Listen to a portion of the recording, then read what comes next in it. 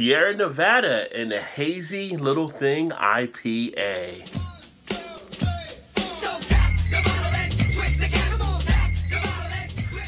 Hey, what's up everybody? Thanks for swinging by to check out another video. Back to take a look at this one from Sierra Nevada, the Hazy Little Thing IPA. This is their new take on the New England IPA that came out recently.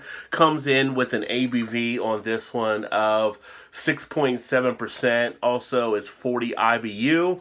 So it's gotten to a point now where you have Sierra Nevada releasing a New England IPA.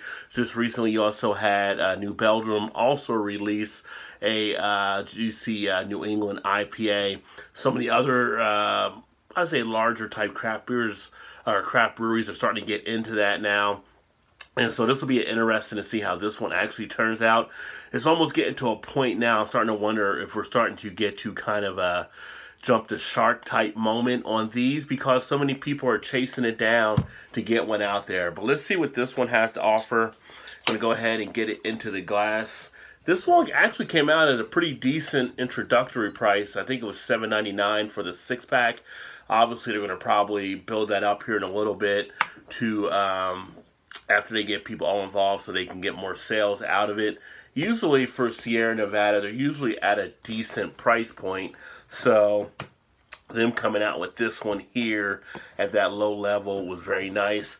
And I did come out with a larger head as I poured into the glass here. Didn't really pour too aggressively, but still had a lot of that head buildup, as you can see. But you take a look at the body while the head settles, and it has a orangish, almost like a pineapple-ish type color on it. Definitely hazy, not seeing through to the other side, so you have that murkiness you expect to get with the New England IPA. When I get it up to a light behind it, also, just getting kind of the shadows of my fingers on the other side.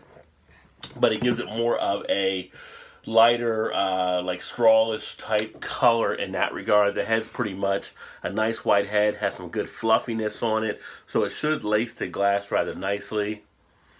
Aroma-wise, you do get some of that tropical and citrus notes that you expect to get. Get a little bit like an orange, a pineapple, tangerine in there. Comes out of glass moderately easily, so you're not having to sniff too hard. And it's got a nice little bit of cleanliness to it as well in the aroma. As far as the taste, taste-wise, definitely getting hit with more of that bitterness. You do have a slight juicy feel, but you're still getting the bitterness you usually would expect with something like an IPA. Has a little bit of like kind of a pineapple type flavor in the taste there. A little bit of an orange in there as well. Again, citrus, tropical. Nice, clean, and crisp on the back end. Goes down relatively smooth. More bitterness up front than on the finish. Goes down the throat rather easily. As far as the body, nice medium body on this one. Texture is pretty crisp, not too thinned out at all. So you got a nice little bit of a sturdiness with it.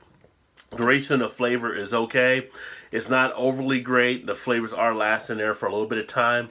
But carbonation also not overly carbonated and not really feeling as much of a chest hit. So it does kind of have a little bit more of a reduced,